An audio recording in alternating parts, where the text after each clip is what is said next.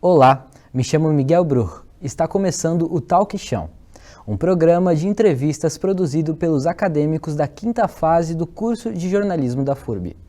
Nosso programa nasceu da necessidade de ouvir boas histórias, dar destaque a seus protagonistas, às pessoas que fazem a diferença nas mais diversas áreas do conhecimento e que constroem um país melhor mesmo nos pequenos atos. O Talk Chão tem a supervisão dos professores Sandro Galarça e Alessandra Meinicke, das disciplinas de Laboratório de Entrevista no Jornalismo e Telejornalismo 2. A realização é da FURB TV. No programa de hoje, recebemos Alexandre Pereira, gerente de jornalismo na NDTV, com uma história de 25 anos na área. Muito obrigado pela sua presença, é um prazer te recebê-lo, Alexandre.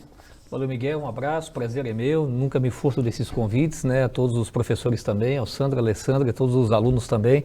É um prazer enorme aqui fazer aquele papo no Talk Chão.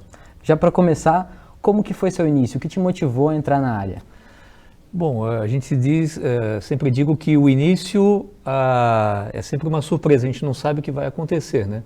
Entrei na rádio por acaso, foi na época, em 98, na Rádio Nereu Ramos, foi por um intermédio do meu saudoso avô, seu Lacínio, com o dono da rádio, saudoso Lazinho, foi prefeito de Blumenau, senador da República, os dois se conheciam.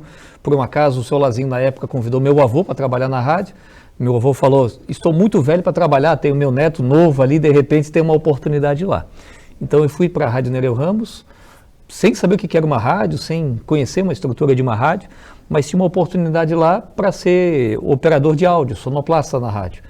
Comecei como folguista, fazendo a folga dos operadores que lá estavam, e acabei ganhando gosto pelas coisas, né, no dia a dia do rádio, né? Mas foi muito por um acaso, entrando assim na rádio, e aí comecei a gostar e me apaixonar pelo veículo de comunicação. Você mencionou que começou na Rádio Nereu Ramos. Você lembra de alguma história desde aquela época? Alguma história triste ou pelo contrário, né, feliz? O rádio, se a gente botar num papel, né, dá para escrever, sem dúvida nenhuma, um livro, né? Então, eu sempre digo que eu tive uma sorte enorme de ter trabalhado com os gigantes da comunicação em Blumenau. Para as pessoas mais velhas, vamos dizer assim, nós tínhamos naquela época o saudoso Rodolfo Sestrem, com quem eu trabalhei, grande comunicador de rádio, também locutor esportivo. Trabalhei com o saudoso Nelson Rosenbrock, que fazia o super picape da frigideira. Naquela época fui operador de áudio dele, enfim, Danilo Gomes, Joelson dos Santos, enfim, grandes comunicadores. Eu tive uma grande escola naquela época, eram os gigantes do rádio naquela época na cidade de Blumenau, então eu tive um prazer. E aí, logicamente, no dia a dia, a gente acompanhou várias histórias, vários fatos, né, naquela época, as enchentes que marcaram muito, né, as tragédias climáticas, enfim, mas as coisas felizes como transmissão de Copa do Mundo, enfim, coisas positivas também. O rádio tinha muito essa questão solidária, as pessoas pediam muita ajuda na rádio, então era muito legal as pessoas pedindo ajuda através do rádio. De uma casa que pegou fogo, você pedia ajuda na rádio, as pessoas começavam a ligar para fazer a doação para aquela pessoa. Isso é um fato muito positivo, muito relevante, né? Então, destaca essas coisas, esses fatos realmente como positivos daquela época, né? E, logicamente, as coberturas das tragédias aí acabam marcando negativamente. Para quem não sabe, o Alexandre Pereira, ele também já pulou de paraquedas. Mas me fala como foi isso? A ideia veio de você? Como que foi a sensação? Pulei de paraquedas, fui coletor de lixo no caminhão, enfim, algumas matérias assim. Mas o paraquedas foi um convite que eu recebi do Aeroclube aqui de Blumenau para fazer uma reportagem, para mostrar que lá tem salto de paraquedas, tem isso, tem aquilo, enfim, curso de piloto, né? O Aeroclube que revela até hoje pilotos para o mundo todo, né? Inclusive, recentemente encontrei num supermercado uma pessoa que me abordou, um homem, dizia, olha, eu sou piloto de avião, eu faço a escala Miami, Brasil, estou de férias e tal, mas eu sou formado no Aeroclube aqui de Blumenau. Né? Isso demonstra realmente o profissionalismo e a importância do Aeroclube de Blumenau. E eu fui lá fazer uma reportagem para mostrar, realmente, fiz um salto de paraquedas, filmando esse salto de paraquedas, né? Foi muito legal, pressão baixa na hora, enfim, né, para quem faz o primeiro salto, né, mas é uma adrenalina realmente é mil, né? Muito legal. Pulou de paraquedas, também trabalhou em operações da polícia e também como coletor de lixo, como você falou. Mas até hoje, qual foi a reportagem mais marcante para ti? Da segurança pública eu acompanhava as operações policiais, os cumprimentos de mandados de busca e apreensão. Te confesso que era o 70% das minhas matérias eram reportagens policiais, né, para a gente acompanhar, né, o dia a dia das investigações. Enfim, isso é muito legal. Por isso que eu tenho um respeito muito grande aí pela Polícia Militar, pela Polícia Civil, e vivi intensamente o trabalho deles aí nos últimos anos. Mas de coletor de lixo, eu te confesso, Miguel, que me marcou profundamente. Porque desde que eu era pequeno, eu sempre, quando os pais perguntam para o filho, o que você vai ser quando crescer? Né? Até hoje perguntam, assim, pergunto para ti, pergunto para os demais, né? E eu sempre falava que eu queria ser lixeiro. E eu brincava ao redor da casa com tampa de panela, que era o volante, que era o motorista do caminhão do lixo. Eu sempre tinha uma vontade, um desejo, eu via os lixeiros, os coletores passando na frente de casa, eu lembro da minha saudosa mãe oferecendo água, servindo um lanche para os coletores que passavam, né? Enfim. E quando surgiu a oportunidade de fazer uma série de reportagens no Dia do Trabalhador, no mês de maio, eu sugeri fazer uma série de reportagens denominadas Sentindo na Pele, para que a gente pudesse estar na pele daqueles profissionais, do mecânico, do chapeiro lá que faz o x-salada, mas eu disse que eu queria realizar meu sonho de mostrar como é que era o trabalho do coletor de lixo. Foi muito legal, passei por um treinamento da empresa coletora aqui de Blumenau, porque tem toda uma manha ali, né? Sobe e desce do caminhão em movimento, é muito perigoso, inclusive. E aí eu saí coletando lixo pela cidade, em cima do caminhão, realmente com os demais coletores, e foi muito legal. Realmente para mim isso foi muito gratificante em tudo que eu fiz, me motivou bastante ali de poder mostrar esse lado desse profissional tão importante aí para a região. Mas você disse que a maioria das reportagens que você fazia era de operações policiais.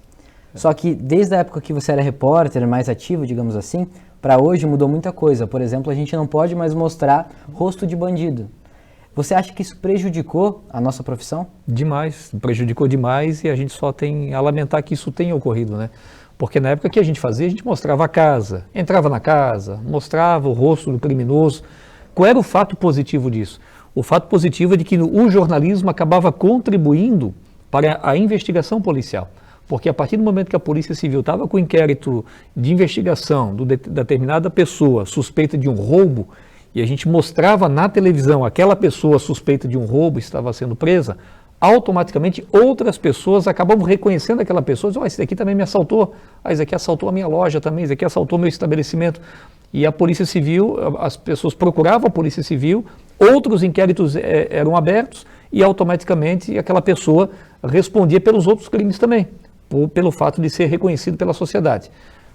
Hoje não pode mais, é uma pena, né, porque eu sempre digo que a lei acaba protegendo muitas vezes o criminoso, né, e deixando a sociedade aí à mercê desse tipo de situação, né?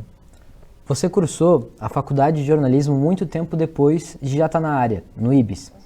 Sei que não tinha a faculdade aqui em Blumenau, mas por que tanto tempo depois, depois de você saber muita coisa sobre o jornalismo, você decidiu cursar?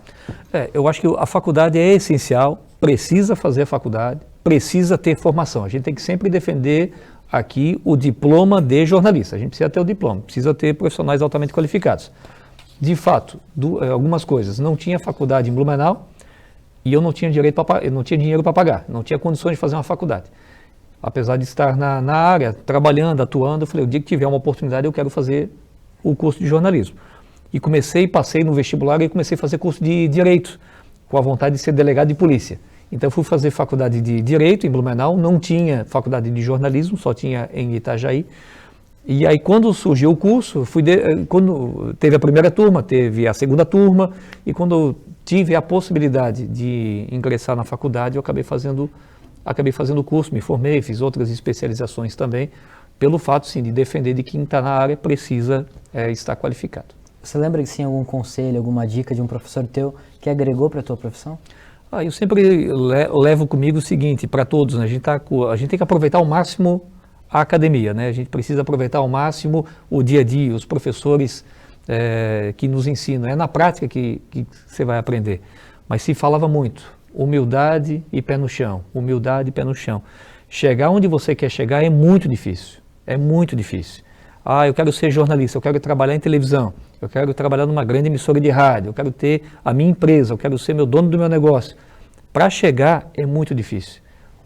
Quando você chega, para se manter é mais difícil ainda. E aí a gente precisa ter o quê? credibilidade, imparcialidade e a humildade, né? Isso eu aprendi muito naquela época. Você, olha, vão com o pezinho no chão, vocês vão longe. E a gente ouvia isso muito, né, no banco acadêmico.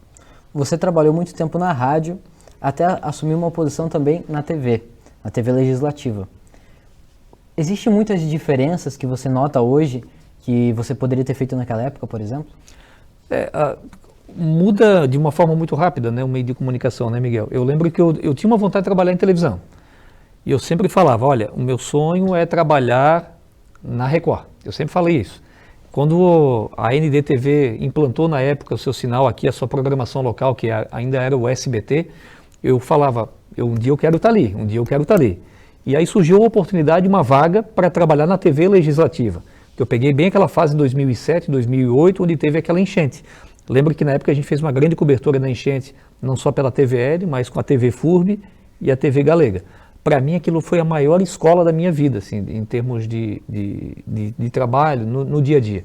Mas eu tinha que aprender mais, né? Eu tinha que aprender mais. Aí surgiu a oportunidade de ir hoje para a televisão, da NDTV e tal, e né, com uma outra estrutura, né, logicamente, e acabei aprendendo muito. Só que o veículo de comunicação ele vai se renovando. Naquela época que eu comecei, que a gente fazia uma cobertura de enchente, nunca se ouvia falar em WhatsApp, nunca mal se falava na internet. Hoje a internet veio para te ajudar no dia a dia, no teu trabalho, enfim, né, as coisas mudaram, mas a forma de fazer talvez mudou, mas mudou pouca coisa.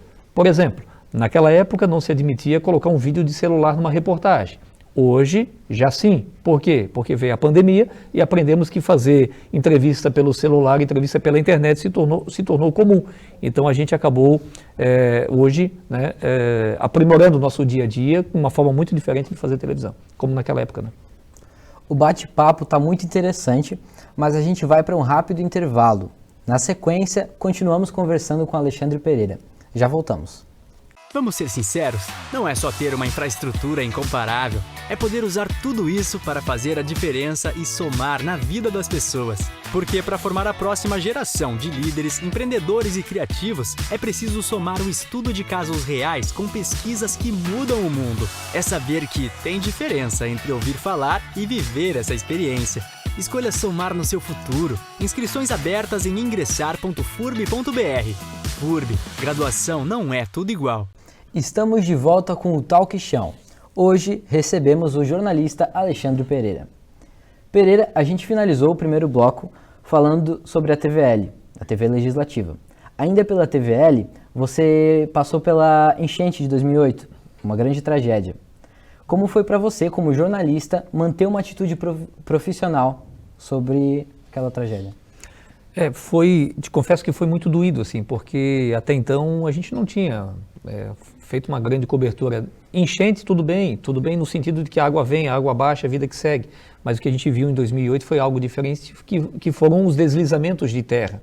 As pessoas morrendo, os corpos sendo encontrados, enfim, a gente chegava no lugar, era muito doído ver as pessoas emocionadas, vendo que aquela casa que ela levou 20, 30 anos para erguer, simplesmente ela foi embora com um escorregamento do solo, né? Então isso foi muito doído.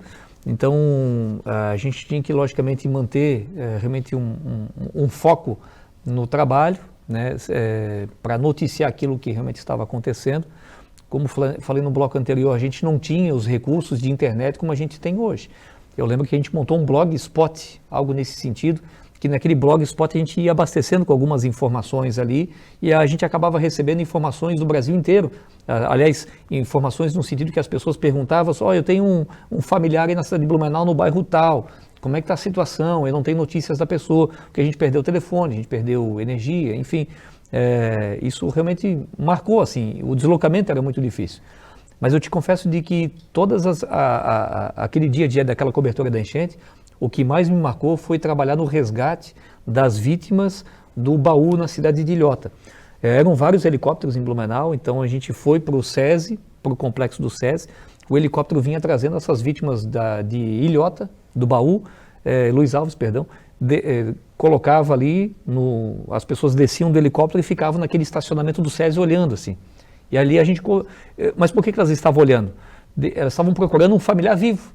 Porque era o helicóptero chegando o tempo inteiro. E chegava outro helicóptero, as pessoas desciam daquele helicóptero, olhavam, meu pai, e abraçava, minha mãe, estamos vivos. porque ninguém tinha informação de ninguém. Então eram vários helicópteros trazendo várias famílias lá do Morro do Baú, e a primeira reação era uma pessoa procurar o sobrevivente, o outro familiar que também foi resgatado.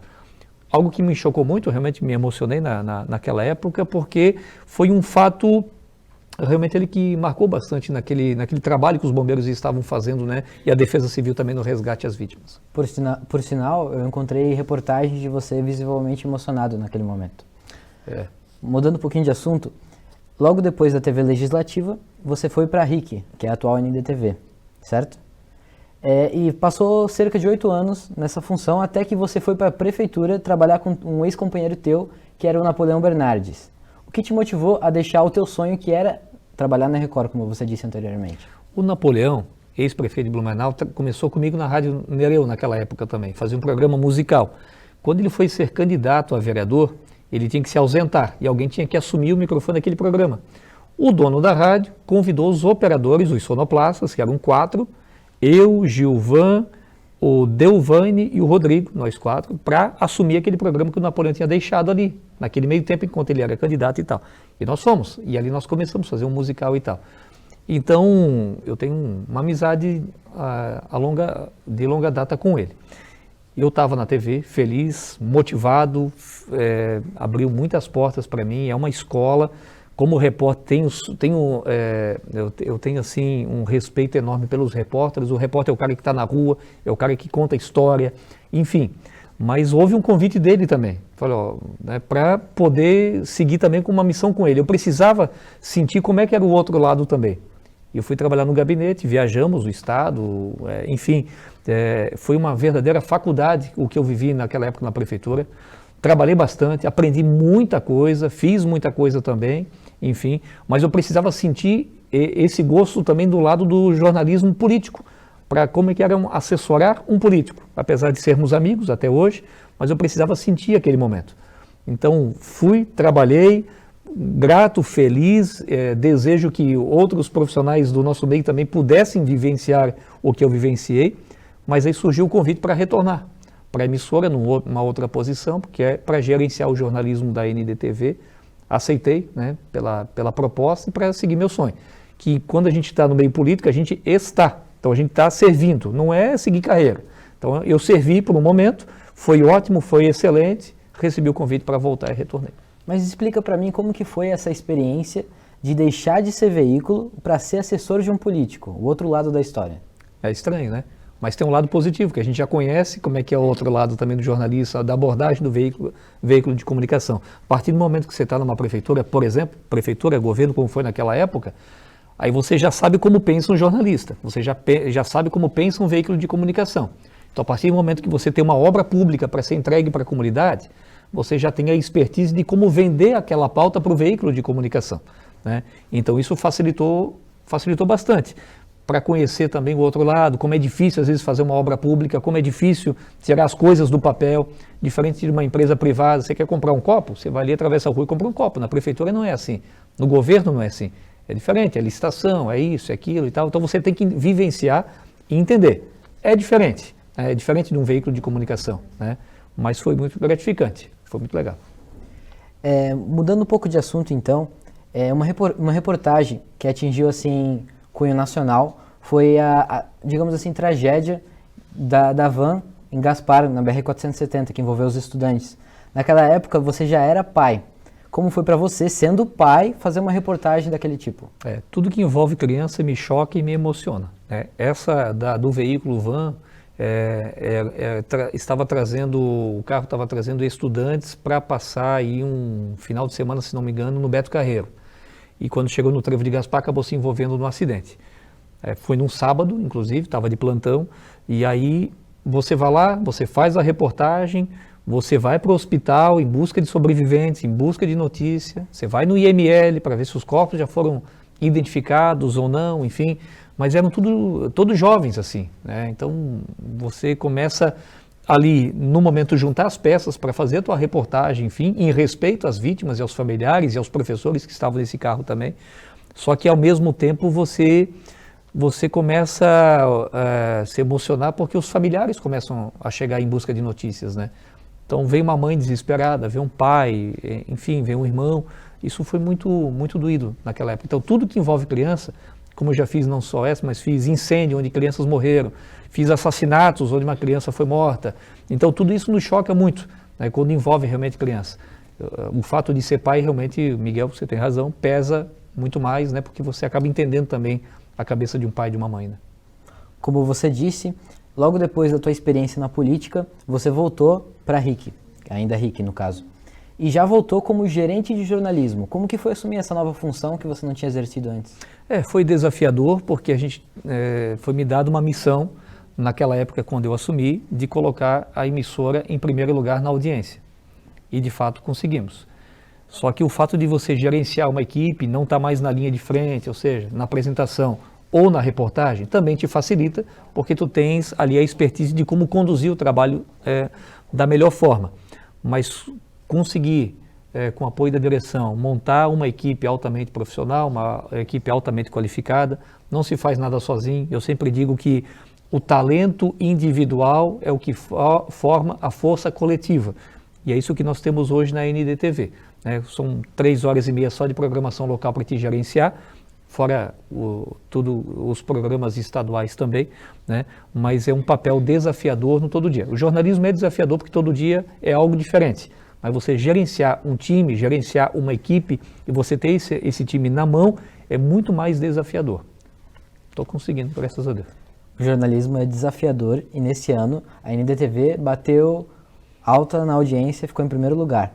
Como foi para você, como gerente de jornalismo, administrando tudo isso, bater esse número? A gente tem uma missão, tem que ser em primeiro lugar, né? Essa é a missão, né? E a ambição também, a gente tem que colocar metas. A meta é o quê? Você ficar em primeiro lugar em qualquer pesquisa de audiência. E de fato os programas locais a gente já tinha conseguido fazer e dessa vez a gente conseguiu colocar a emissora, a NDTV, em primeiro lugar na pesquisa do Instituto Mapa New Camp, que é um instituto de alta credibilidade, inclusive, em todo o estado, e a gente colocou a emissora em primeiro lugar.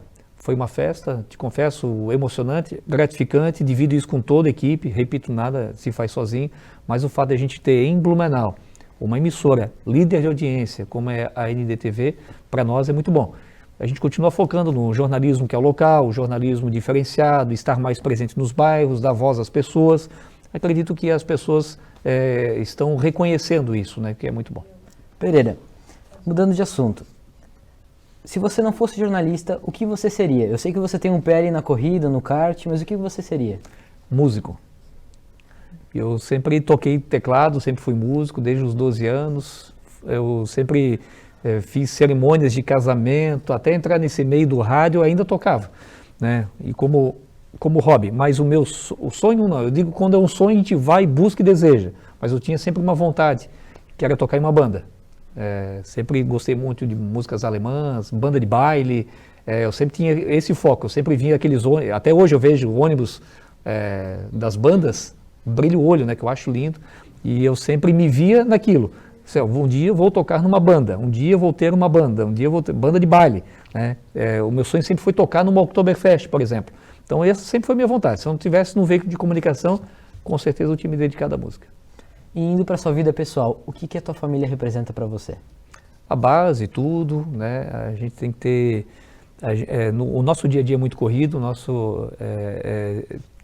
gente precisa de uma dedicação realmente enorme naquilo que faz, aliás, em tudo que a gente faz, né? Então, graças a Deus, tem uma esposa que me apoia, que me ajuda, que me dá conselho, né? Que me segura na hora que precisa segurar. Faço tudo por ela e pelos meus filhos também, né? Por isso que a gente está aí no dia a dia também. Mas se a gente não tiver essa base, essa estrutura, esse pilar, a gente não consegue seguir adiante e avançar. Casou, teve filhos. Como jornalista, como você mesmo disse, a nossa vida é muito corrida. Como foi para você definir as prioridades com uma vida tão corrida como essa? Prioridade sempre vai ser família, ponto final, né? Sempre vai ser. Trabalho por eles, né? E por eles e para sempre. A gente tem que administrar no dia a dia, né? Às vezes tem o corre-corre do dia a dia, tem eventos que a gente precisa participar, a gente estica aqui, mas puxa aqui, né? Mas a gente precisa administrar com a família, graças a Deus, a família entende essa correria do dia a dia, enfim, mas assim que eu posso, os momentos que eu posso, eu dedico a eles. Obrigado, Pereira. O programa de hoje chegou ao fim, mas você pode assistir os outros programas em nosso canal no YouTube. Aproveita e se inscreve, deixa o like e clica no sininho para receber as notificações da FURB TV. Ficamos por aqui e até a próxima.